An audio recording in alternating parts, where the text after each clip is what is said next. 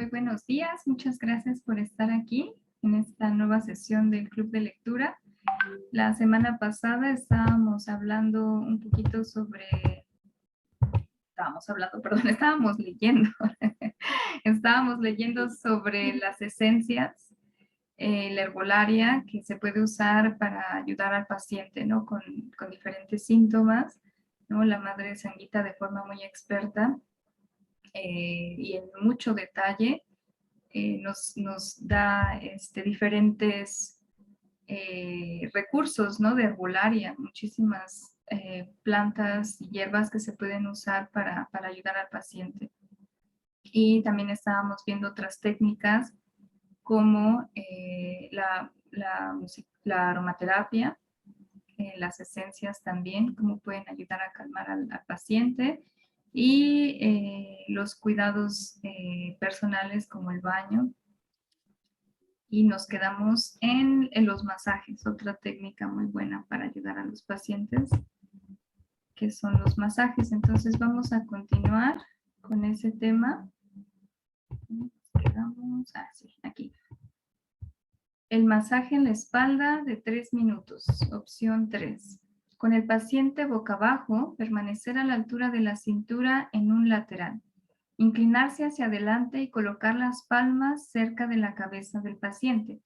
Lenta y rítmicamente, deslizar una palma, luego la otra, usando un movimiento de mano sobre mano. El contacto constante con la piel se mantiene al no levantar una mano antes de deslizar la otra. Tras 1 minuto más o menos, cambiar al lateral de la cama y repetir este movimiento de la mano por otro minuto o 2. Masaje corporal de 10 minutos. Cubrir al paciente con una toalla de baño colocada sobre su cuerpo al través o una sábana plegada para que solo quede expuesta la zona que está siendo masajeada. Colocarse en la cabecera de la cama. Con el paciente acostado boca arriba, sostener suavemente su cabeza y cuello en las palmas de las manos. Ayúdale a liberar cualquier tensión girando suavemente la cabeza hacia la derecha y luego hacia la izquierda. Dóblala hacia adelante y luego hacia atrás. Colocar cuidadosamente la cabeza sobre una almohada blanda. Utilizar las yemas de los dedos, no las uñas, para masajear el cuello, el cuero cabelludo. Frotar lentamente las prominencias óseas en la parte posterior de la cabeza. Usar las yemas de los dedos para masajear ambos lados de la frente. Pasar los dedos por la frente una y otra vez hasta que desaparezcan todos los signos de tensión. Desplázate hacia abajo, masajeando suavemente cada ceja, la mandíbula y la barbilla. Reposiciónate al lado de la cama. Utiliza movimientos lentos y rítmicos mientras masajeas suavemente el brazo derecho. Desplazándote hacia abajo, hacia su mano, los dedos, entre cada dedo y finalmente cada dedo. Cambiar al otro lado de la cama. Repetir los mismos movimientos, lentos, bajando por el brazo izquierdo a la mano, los dedos, etc. Colocarse junto a la pierna derecha del paciente. Desplazar suavemente las manos hacia el pie. Masajear la parte superior e inferior del pie. Masajear cada dedo del pie y entre los dedos del pie. Repetir este proceso en la pierna izquierda, pie, dedos del pie, etc. Ayuda al paciente a rodar de costado para que su espalda quede expuesta. Terminar este masaje corporal con un suave y relajante masaje de espalda. En los centros de cuidados paliativos se ha demostrado que el masaje terapéutico mejora la relajación y el confort de algunos pacientes. Es un intercambio sensible y afectuoso entre el paciente y el cuidador. Tras enseñar a los miembros de la familia cómo administrar un masaje de espalda básico a un ser querido, he visto personalmente cómo este intercambio puede aliviar a los cuidadores de sentimientos de impotencia. Esta es una manera muy personal de servir y consolar a los Vaishnavas en fase terminal. Los remedios de Srila Prabhupada. Cuando me incorporé a la Asociación Internacional para la Conciencia de Krishna, en 1972, una hermana más veterana me dio una copia de remedios naturales que Srila Prabhupada había compartido con sus discípulos durante los primeros días del movimiento, incluido los que pueden ser relevantes para el cuidado en cuidados paliativos, dependiendo de los síntomas y la enfermedad del paciente. Consultar al médico del paciente o a la enfermera de cuidados paliativos antes de administrar cualquiera de estos tratamientos, ya que algunos ingredientes pueden estar contraindicados. Por ejemplo, la ingestión de chiles o pimienta negra podría estar contraindicado en ciertos trastornos estomacales o intestinales. Resfriado común. Remedio para el resfriado de Srila Prabhupada, número 1. Añadir media cucharadita de chile troceado y un pedazo de 2 centímetros de raíz de jengibre picado a una taza y media de agua. Llevar ebullición. Añadir una cucharadita de leche y una cucharadita de miel. Dejar que el chile se asiente en el fondo antes de beber. Esto afloja y limpia el moco nasal asociado con el resfriado común. La bebida debe tomarse con frecuencia durante el día. Remedio para el resfriado de Srila Prabhupada número 2. Mezclar una taza de agua y una cucharadita de clavo en polvo. Hacer gárgaras con la mezcla. Remedio para el resfriado de Srila Prabhupada número 3. Pelar un trozo de 2 centímetros de raíz de jengibre y cortarlo en pedazos pequeños. Hacer que el paciente mastique cada pieza extrayendo el jugo de la raíz de jengibre.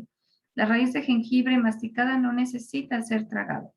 Repetir 4 o 5 veces al día. Bronquitis y congestión. El remedio para la bronquitis de Srila Prabhupada número 1. Freír media taza de Ural Dal en 2 cucharadas de aceite de semilla de mostaza.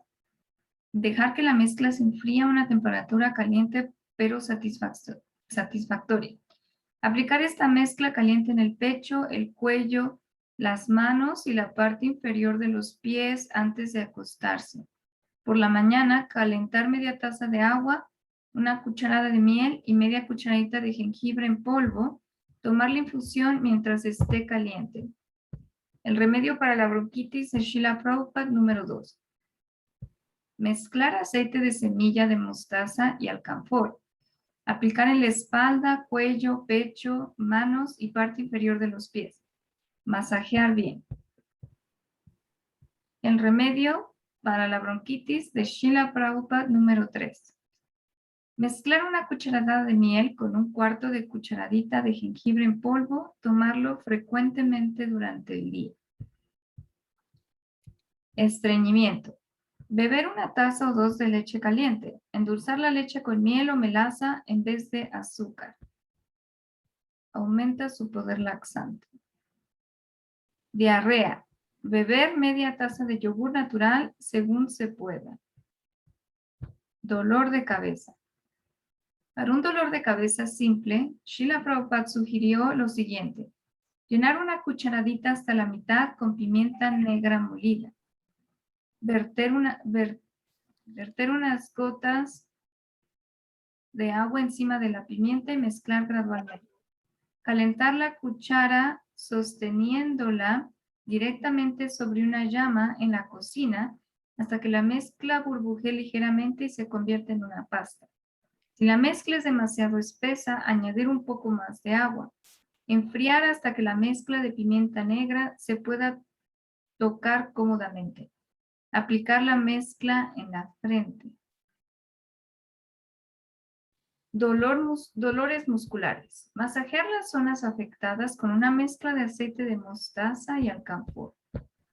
Garganta irritada. Mezclar una taza de agua con una cucharada de jengibre. Hacer gárgaras con frecuencia.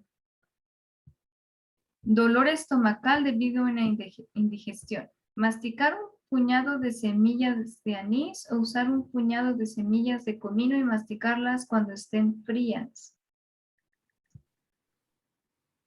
Inflamación de los ganglios. Mezclar carbonato de calcio con miel hasta formar una pasta gruesa suave. No hacer la mezcla demasiado acuosa. Aplicar sobre los ganglios inflamados en intervalos durante el día. Si quieres, Dolor. Oh, gracias, Candáfica. Si quieres, en la siguiente, esta ya es la última de esta. Sí, claro. Dolor de muelas. Aplicar unas gotas de aceite de clavo de olor en el área de los dientes y las encías para disminuir el dolor, mientras espera la atención de un dentista profesional. Este capítulo ha proporcionado una breve explicación de algunas terapias alternativas y complementarias. Se anima al lector a explorar este tema más a fondo si se desea mayor detalle. Aunque ya se ha mencionado por su gravedad, un aspecto merece mencionarse de nuevo. Como el bienestar del paciente es de primordial importancia, siempre hay que consultar al médico de cabecera y o la enfermera de cuidados paliativos antes de comenzar cualquier terapia adicional que no forme parte del régimen médico. Ok, muchísimas gracias, Candáfica. Si quieres iniciar el capítulo 10. Sí. Cuidado del cuidador. Es posible que no seas capaz de hacer mucho para ayudar a tus pacientes, me dijo una vez un profesor universitario, pero nunca los dejes peor de lo que los encontraste. Aunque sus consejos me parecieron un poco frívolos en ese momento, aquellas palabras me atormentaban a menudo al final de un turno difícil en la unidad de cuidados paliativos para pacientes internos. Había aliviado el dolor físico de mi paciente tan bien como podía. Realmente me había detenido a escuchar las preocupaciones y temores de mi paciente.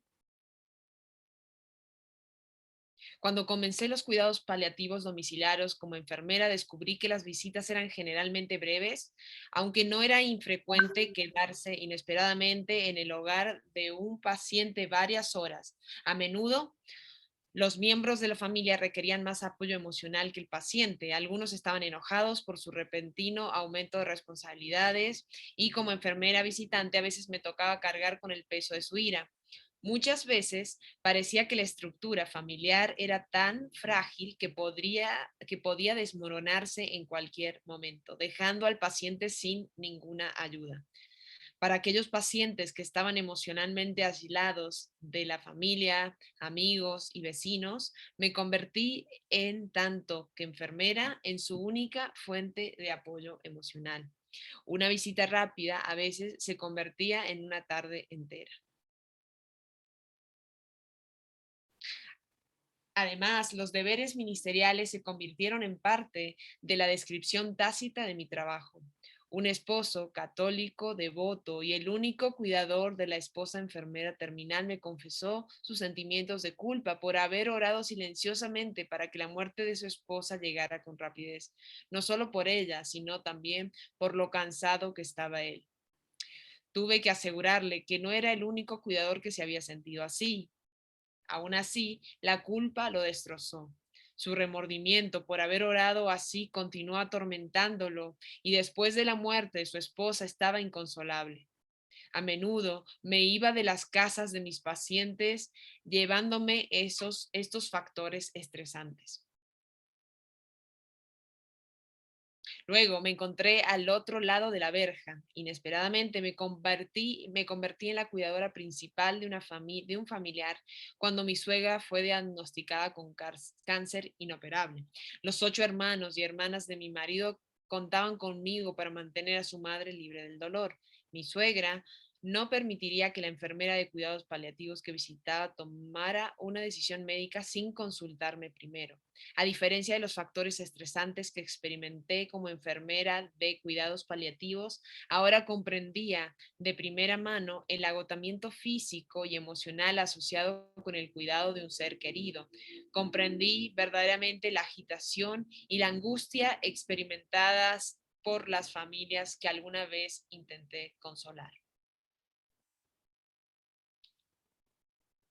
Hacia el final de la vida de mi suegra, me sentaba horas y horas junto a ellas mientras se volvía más y más insensible el mundo que la rodeaba. Esperé que la más mínima señal esperé la más mínima señal de angustia. Un aumento repentino en las respiraciones o un gemido suave era una comunicación del dolor y respondía rápidamente. Le puse sus cuentas de rosario en la mano porque sabía que le procurarían consuelo espiritual. Le pedí al sacerdote de su iglesia que la visitara y orara con ella y por ella. Le canté suaves Vayans mientras estaba acostada en la cama, pero a medida que se debilitaba físicamente yo también.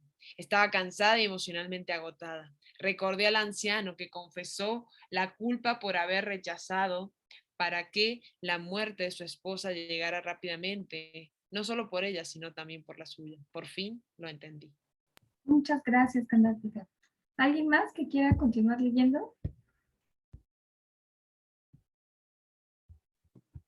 Yo leo. Gracias, Chaitanya. Ay. Hablando, experimentado. ¿Me escuchan ahí? ¿Se escucha, Razi? ¿Sí? Sí. Bien. Habiendo experimentado ambos roles de cuidador, uno como enfermera y el otro como miembro de la familia, soy muy consciente de los factores estresantes que pueden contribuir al agotamiento del cuidador. El calvario del cuidador se puede comparar a un fuego que comienza a arder fuerte y brillante, pero disminuye en tamaño y fuerza si no se le da el cuidado adecuado. La resistencia física, emocional, mental y espiritual de un cuidador puede ser probada de tantas maneras que con el tiempo su brillantez y fuerza pueden reducirse a lo que parecen ser solamente cenizas. Se ha investigado mucho sobre los factores estresantes internos y externos experimentados por profesionales de cuidados paliativos y otros en la profesión del cuidado. En un artículo escrito por Dale G. Larson, doctorado de la Universidad de Santa Clara en California, recopiló los secretos de los asistentes de 200 trabajadores de cuidados paliativos y los analizó para comprender mejor los factores estresantes involucrados en el trabajo con aquellos cuya muerte era inminente. He incluido algunos secretos de los asistentes, revelados por los profesionales de cuidados paliativos, porque algunos de estos pensamientos que emanan del puro agotamiento mental y físico son universales, lo que significa que pueden ser experimentados no solo por aquellos que trabajan en el campo de cuidados paliativos, sino también por aquellos cuidadores que ponen sus vidas personales en espera, por así decirlo, mientras cuidan de un ser querido moribundo. Algunos de los secretos de los asistentes revelados eran los siguientes. Puede que sea demasiado egoísta para hacer este trabajo. A veces ignoro las necesidades de mi paciente porque sé que no puedo satisfacerlas completamente.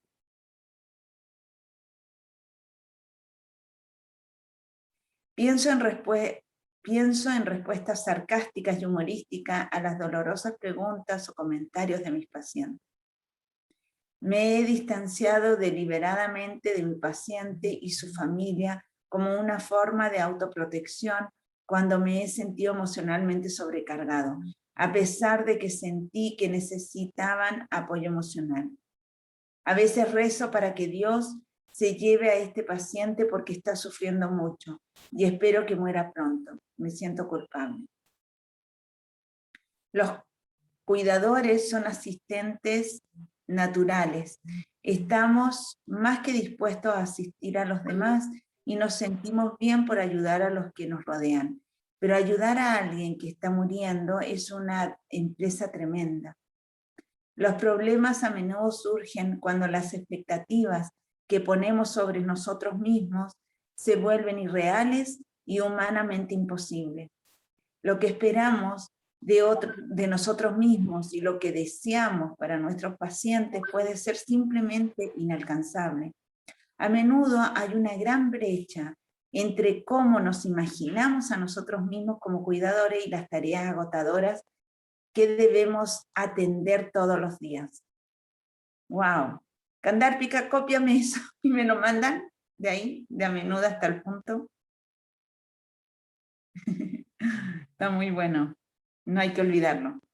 Podemos sentarnos al lado de la cama de alguien durante cierto tiempo. Podemos privarnos del descanso solo algunas horas. En algún momento esperamos que más pronto que tarde debamos darnos cuenta de que sin proporcionarnos cuidado, no seremos de utilidad para las personas que estamos tratando de ayudar. Según Larson, cuando las expectativas de un cuidador no se cumplen, a menudo surge la culpa, la ansiedad, el resentimiento, la ira. Resultado es el agotamiento, que es experimentado por el cuidador cuando él o ella es incapaz de adaptarse con éxito y hacer frente a los factores estresantes percibidos. Claro, la aceptación te saca de la culpa, la ansiedad, el resentimiento y la ira. Los factores estresantes pueden ser exógenos, exógenos externos o endógenos internos. Un ejemplo de un factor estresante exógeno es una situación de cuidador. En una situación de cuidador podría incluir el fuerte ruido del tráfico, que mantiene el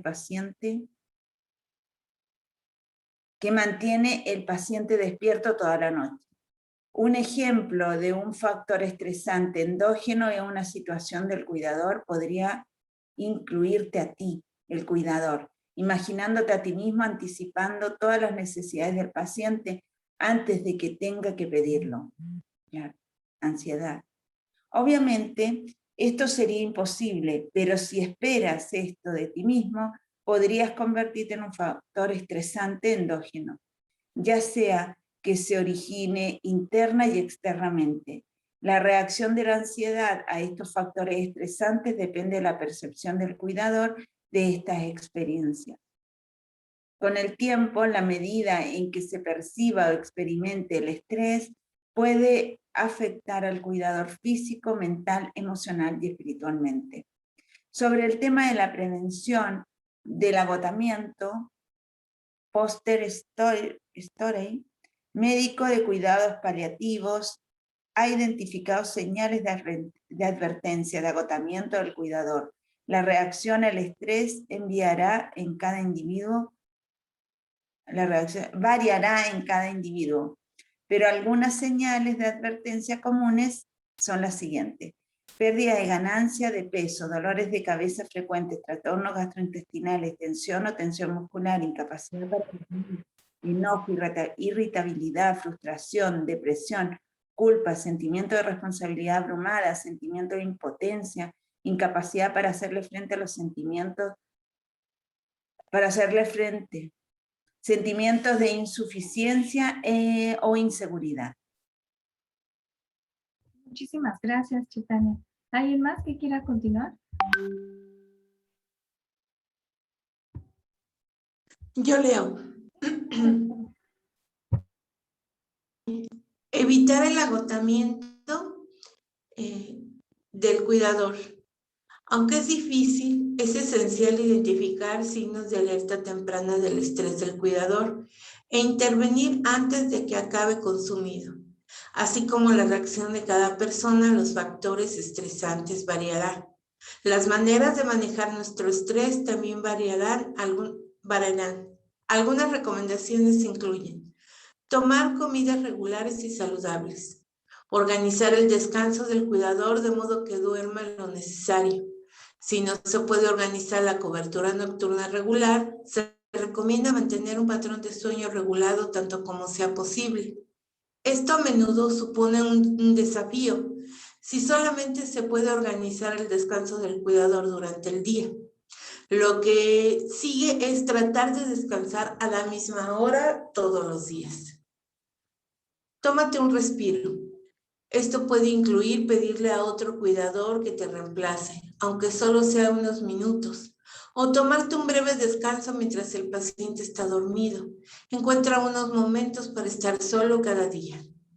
Canta yapa. Mientras te tomas un descanso, mientras estás sentado junto a la cama de tu paciente, seguramente mantener el sadhana que seguías antes de tus responsabilidades de cuidador será difícil. Sin embargo, se consigue una inmensa resistencia espiritual si eres capaz de continuar tu número prescrito de vueltas de yapa.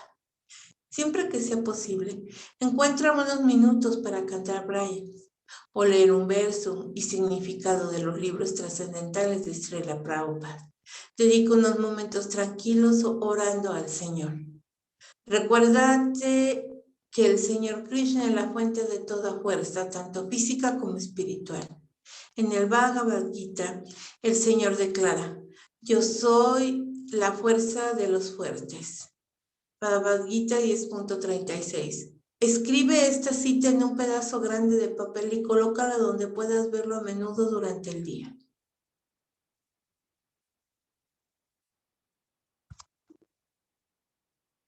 Perdónate por cometer errores. Los enfermos terminales no esperan que seamos infalibles, solo piden que no los abandonemos. Ábrele tu mente en confianza a alguien en quien confías. Este es uno de los 6 intercambios amorosos entre los Vaishnavas.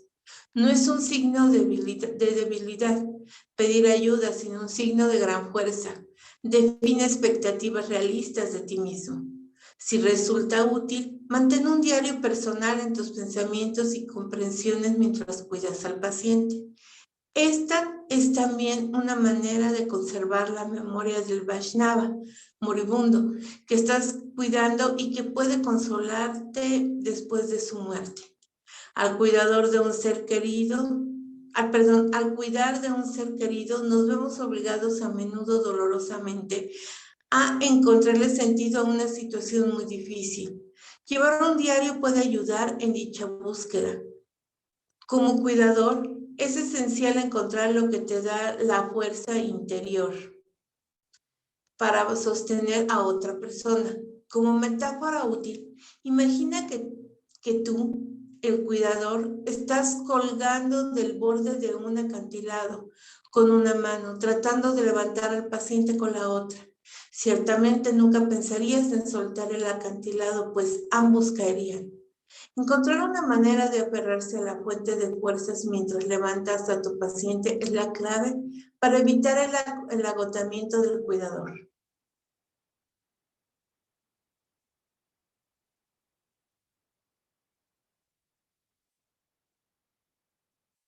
Muchas gracias, Connie. ¿Quieres continuar? Pues si quieren. Sí. Okay. Capítulo 11. Gracias. Señales y síntomas de que la muerte está cerca. Cuando un hombre está muriendo, las paredes de su habitación envuelven una capilla y es correcto entrar en ella en silencio reverente. La diferencia entre una señal y un síntoma es que generalmente se piensa que la señal es objetiva y el síntoma es subjetivo. En general, una señal es la evidencia objetiva de una enfermedad o trastorno que se puede ver, oír, sentir o medir. Un síntoma generalmente se cree que es subjetivo e incluye información que da al paciente como la aparición de dolor, causas precipitantes, ubicación, gravedad y factores de alivio. Así como hay señales y síntomas de una enfermedad, hay muchas interdependientes. Uno está en un nivel físico en el que los sistemas del cuerpo se apagan lentamente y el otro está en un nivel mental, emocional y espiritual en el que el paciente se distancia del mundo.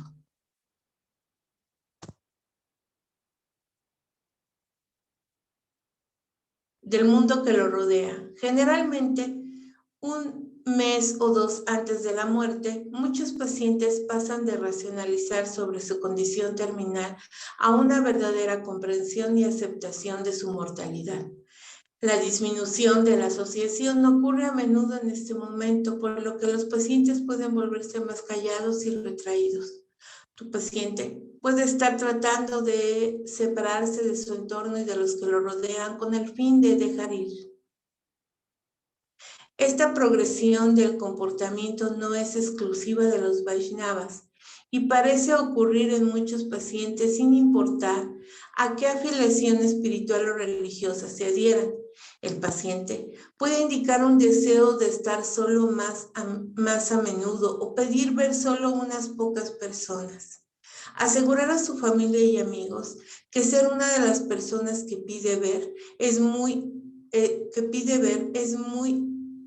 a menudo una indicación de que necesita apoyo en ese momento particular y no necesariamente una señal de quien ama más o aprecia más. También puede ser que el paciente necesite ver para Para llegar a un cierre emocional. Así, para llegar a un cierre emocional. Muchas gracias, Connie. A ustedes. Un paciente terminal que se siente más retraído puede no sentir la necesidad de verbalizar sus comprensiones y razones para la soledad. Si este es el caso, su silencio a veces puede crear involuntariamente nuevas dinámicas dentro de la familia. Los seres queridos a menudo perciben al paciente como alejándolos. Esto puede llevar a la ira y al resentimiento por parte de la familia, que puede sentirse rechazada después de haber dado tanto de sí mismos a la atención del paciente. Como cuidador, tienes que ser capaz de reducir la tensión existente, recordando suavemente a los seres queridos que la retirada del paciente es una parte natural y necesaria del proceso de muerte.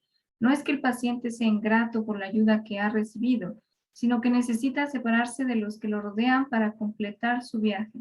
Este es un viaje interno que el paciente debe hacer solo. Además, los periodos de descanso y sueño aumentan para el paciente en este momento. Incluso mientras está despierto, puede recostarse por horas en silencio con los ojos cerrados. Anime a los involucrados a respetar la necesidad del paciente de tranquilidad y aislamiento. Asegúreles que la comunicación no verbal a través de un toque suave en la mano puede expresar mucho. Señales adicionales de que la muerte está cerca. Cuando la familia y los amigos son conscientes de los cambios corporales y mentales que pueden ocurrir en el paciente terminal, puede que se les alivien los temores que surgen al ver a un ser querido en esta condición. Algunas de las señales que se enumeran a continuación pueden o no aparecer en todos los pacientes.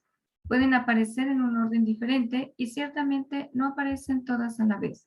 Si están presentes, se harán más evidentes y empeorarán durante los últimos días de su vida.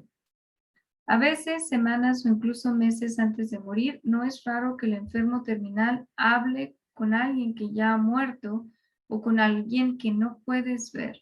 Esto puede atribuir a veces a la falta de oxígeno en el cerebro, el proceso de una enfermedad como el cáncer cerebral o metástasis o una reacción a los medicamentos. Es difícil, sin embargo, entender el proceso de desapego que ocurre al final de la vida. Los profesionales de cuidados paliativos consideran a menudo estos eventos como una señal de que la muerte es inminente.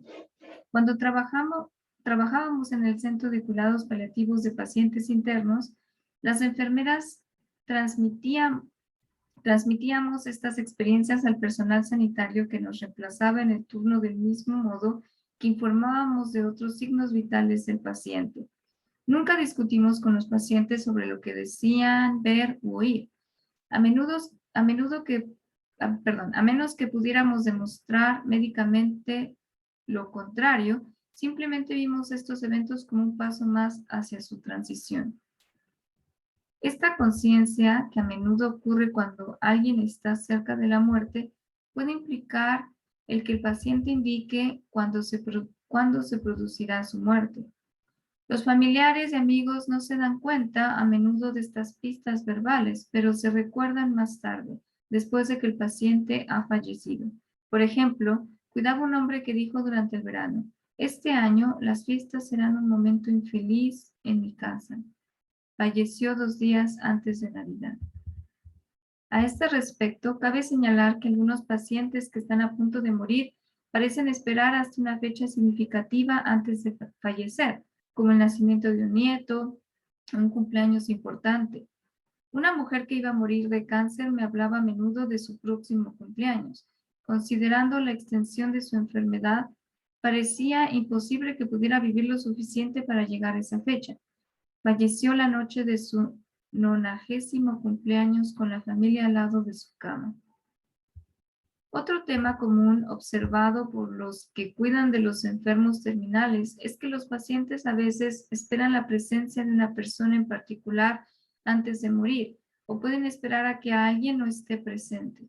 Por ejemplo, me quedé junto a la cama de mi suegra toda la noche antes de su muerte. Su hija menor, a quien siempre protegió, también estaba allí. Mi cuñada pasó la mayor parte de la noche durmiendo, a menudo con la cabeza en el regazo de su madre. Sentí que sería extremadamente difícil para una madre tan amorosa morir en presencia de la hija a la que había protegido durante tanto tiempo. Finalmente, le sugerí a mi cuñada que descansara un rato en otra habitación. Poco después, cuando el sol comenzó a salir, mi suegra falleció. Este fenómeno parece ocurrir con bastante frecuencia. Muchas familias han informado que salieron de la habitación durante unos minutos, solo para regresar y descubrir que su ser querido había fallecido en ese corto periodo de tiempo. Una joven devota que moría de cáncer le había pedido a su hermana que cantara Hare Krishna en el momento de su muerte, si ella era incapaz de hacerlo por sí misma. Pasó los últimos días sin la compañía de otros Vaishnavas en el hospital, sin hablar ni responder. Sus padres y su hermana estuvieron con ella día y noche. Eventualmente, cuando los padres salieron de la habitación unos breves momentos, la hermana recordó lo que le había pedido previamente y comenzó a cantar el mantra Hare Krishna. En cuestión de minutos, esta afortunada alma apretó la mano de su hermana y falleció pacíficamente mientras escuchaba los santos nombres del Señor. A medida que se acerca la hora de la muerte, el paciente puede mostrar un aumento de inquietud o acciones repetitivas, como tirar la ropa de cama o repentinamente intentar atrapar algo en el aire que no es visible para nadie más que el paciente. Esto se conoce a veces como ansiedad terminal. También puede presentar una mayor confusión a medida que pasa el tiempo. Para el devoto, la escucha del canto del mantra Hare Krishna, una grabación suave de Bhajan, pueden disminuir la inquietud que a menudo se experimenta en la etapa final de una enfermedad terminal. Leer los pasatiempos de Krishna en voz alta también puede ayudar a aliviar la ansiedad. Hay que hablar con calma y seguridad y nunca en un tono que puede ser tomado por el paciente como condescendiente. También ayuda al paciente una iluminación suave y la disminución del ruido ambiental y otros estímulos. ¿Alguien que quiera continuar?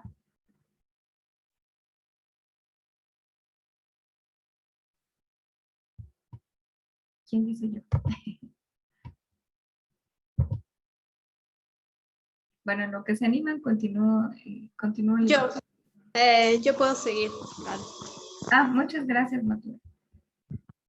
Okay. Disminución de la ingesta de alimentos y bebida. A medida que cambia el sentido del gusto, los pacientes pierden naturalmente interés en comer. Por tanto, el comer y el beber irán disminuyendo a medida que la digestión se ralentice y la deglución se vuelva más difícil. Durante sus últimos días, cuando ya no es capaz de comer, pero todavía puede tolerar líquidos, se ha de mantener la boca del paciente húmeda con sorbos de agua fría a través de una paja o dar trocitos de hielo con una cucharadita. Esto es un alivio para el paciente siempre y cuando pueda tolerarlo sin toser o ahogarse.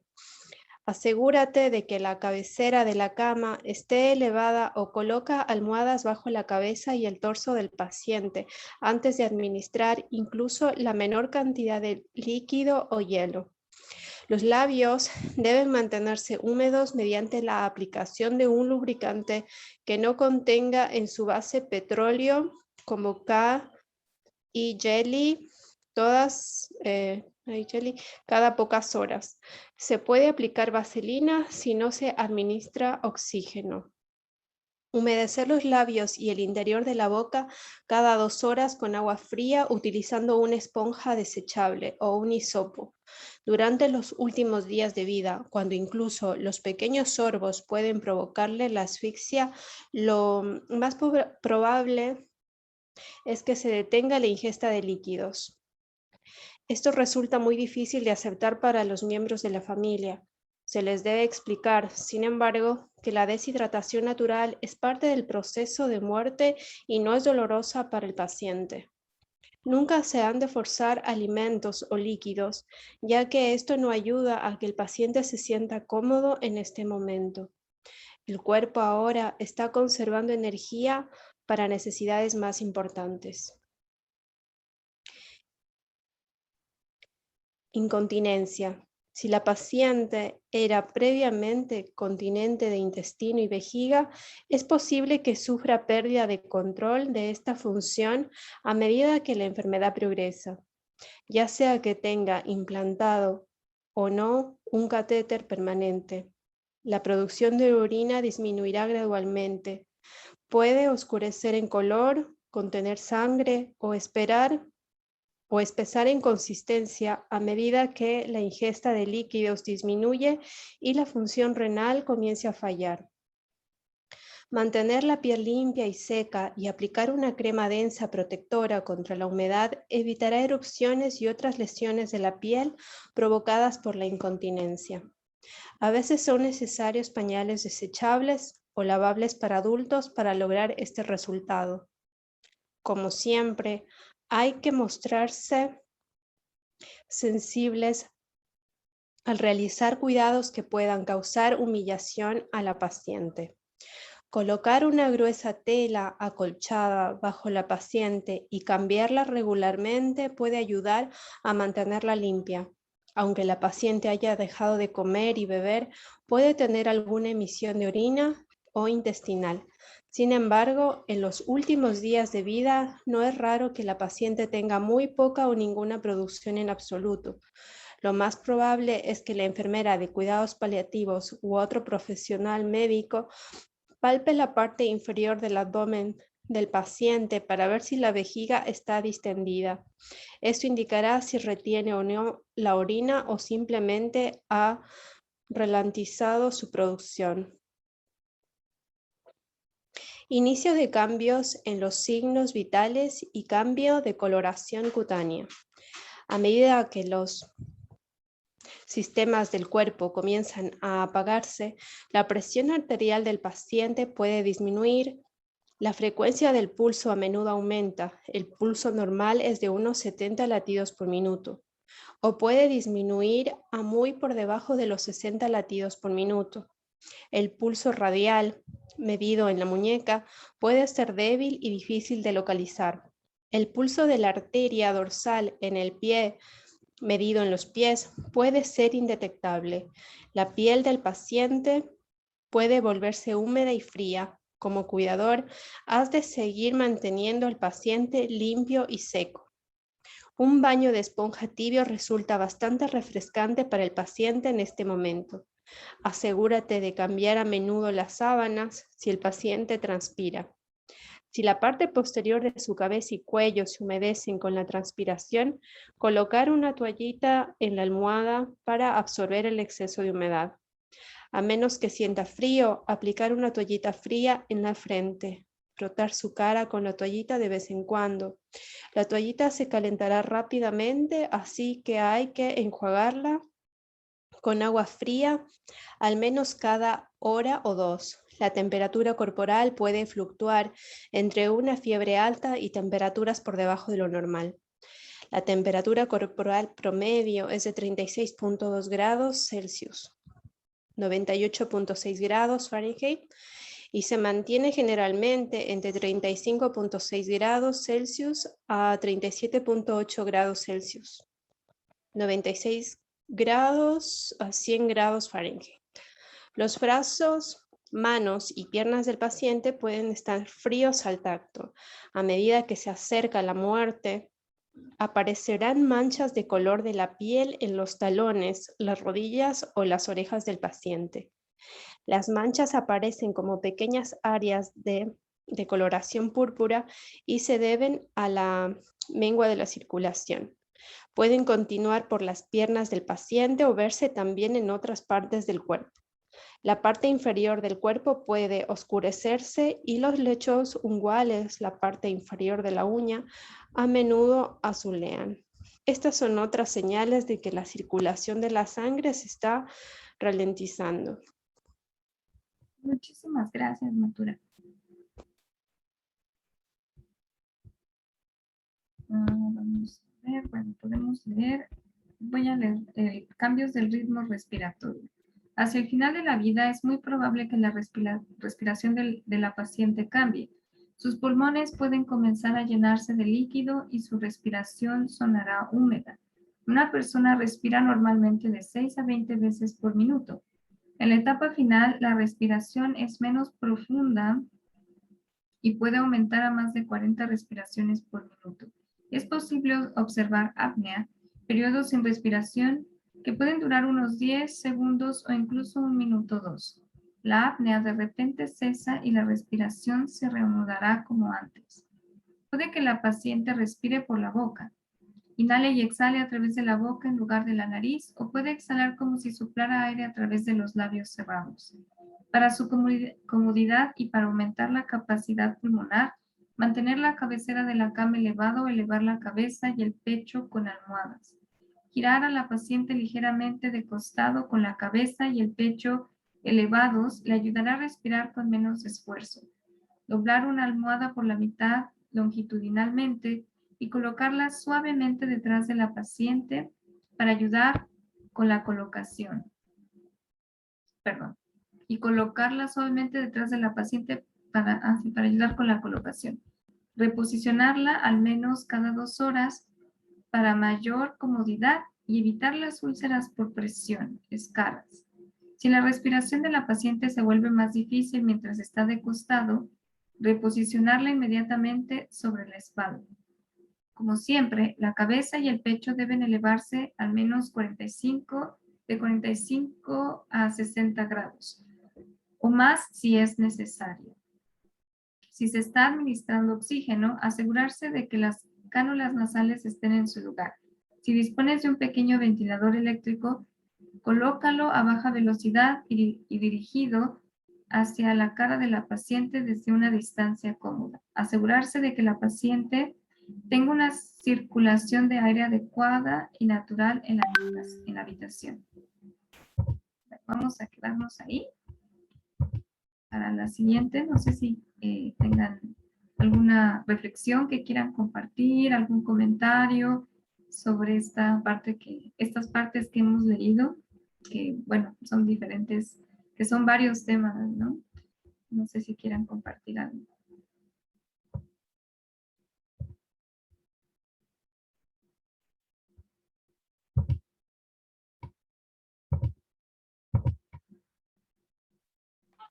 ¿No? ¿David? Hare Krishna. Sí. Y como bueno, lamento no poder acompañarlas en la lectura, pero sí llevo el hilo de toda la lectura.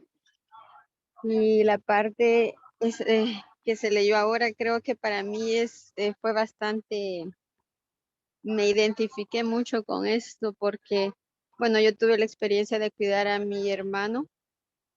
Tal vez no hasta el último momento de su muerte, porque lo tuvimos que ingresar en el hospital, pero cuando se van presentando todos estos síntomas, es bastante triste porque en un comienzo uno tiene toda la expectativa de que la persona se curará y uno está haciendo todo su mayor esfuerzo. Pero cuando se mira que de repente hay un momento como que mejoran y uno como que tiene esa esperanza de que va a curarse, pero al final va decayendo, entonces es bastante triste ese momento. Y sin embargo, como cuidadores, ¿verdad? Ya así como Vaishnavas, creo yo que esa experiencia que tuve fue como para prepararme y tener una visión más así, más filosófica, más compasiva también de lo que es la realidad del cuerpo, ¿verdad? Que tiene que ir decayendo al punto pues que hay una transición, ¿verdad? Que es la muerte. Entonces, sí, esta parte de la lectura fue bastante, para mí muy importante, muy interesante y para también reflexionar cada día más en cuanto a este tema de la muerte.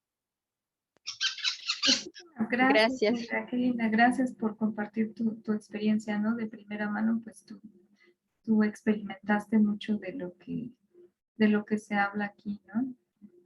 Y pues sí, a mí me llamó, bueno, todo lo que leímos fue súper interesante, ¿no? Y cómo es importante, ¿no? El cuidado del cuidador, el cuidado del cuidador, porque pues sí es muy difícil cuidar a alguien más si tú mismo te descuidas, ¿no? Entonces es complicado, ¿no? Por la situación, porque tienes que estar al pendiente del paciente, pero bueno, en la medida de lo posible también procurar que estés bien para que también puedas dar lo mejor de ti mismo, ¿no?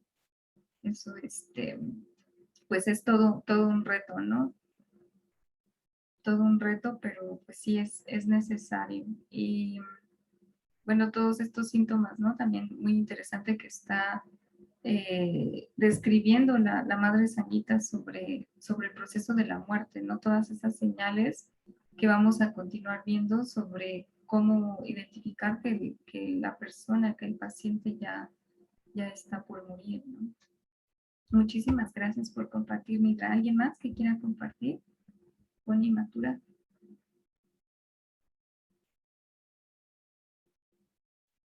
A mí también me llamó mucho la atención lo del cuidador, porque me ha tocado ver los cuidadores principales quieren controlar tanto la situación que no se dan ese tiempo para recuperar energías o tomar fuerza, ¿no?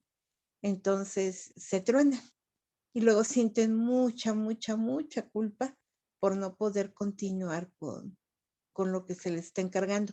Normalmente esto sucede con familiares, no con profesionales, porque el profesional a final de cuentas pues ya establece, yo estoy de tal a tal hora, tal día descanso y demás. Pero cuando es el familiar sí es muy agotador y cuando no encuentra quien le apoye, pues todavía más. Me ha tocado ver en casos de familiares muy cercanos que el cuidador principal el día del funeral se siente liberado. Ajá. O sea, ya es así como, ya terminó esta situación y pues me tocó ver un tío que entró en crisis de risa. Todo el mundo lo criticó y demás porque en el pleno funeral de su esposa no paraba de reír. Siempre mi tío había sido muy bromista, pero ahora reía hasta porque pasó la mosca. O sea, era liberar. Sí, de verdad, pues sí nos tenía risa y risa a todos por verlo, pero a la vez, pues gente, pues los familiares de su esposa, pues lo estuvieron criticando. Cuando no tomaron en cuenta que él llevó toda la carga durante todos esos meses, por completo. Entonces, sí es muy importante buscar quién te apoye, quién te sustituya y considerar pues todas las recomendaciones de Madre Sanguita. Muchas gracias. Muchísimas gracias, Connie. Muchas gracias por todo lo que comentas, que sí es muy importante, ¿no? Ahora sí que los relevos sí son vitales y bueno, solo Krishna sabe lo que pasa en el corazón de cada persona, ¿no? Como nos comentas, pues sí, es una forma de, cada quien tiene su forma particular de liberar pues toda esa carga emocional, toda esa tensión, ¿no? También, porque pues sí es como dice Madre Sanguita, físicamente, emocionalmente y espiritualmente, pues sí puede resultar agotador, ¿no? Es una realidad, entonces, pues sí, se necesitan esas, liberarse, ¿no? Se necesita tener apoyo, como dices, es muy importante. Muchísimas gracias, Connie, Nidra y Matura, por estar aquí, por participar. Les agradezco mucho su compañía y que hayamos podido llevar a cabo pues este programa, ¿no? Tan lindo. Espero que tengan muy bonito domingo y buen inicio de semana también. Que estén muy bien. Muchas gracias. Hare Krishna. Hare Krishna.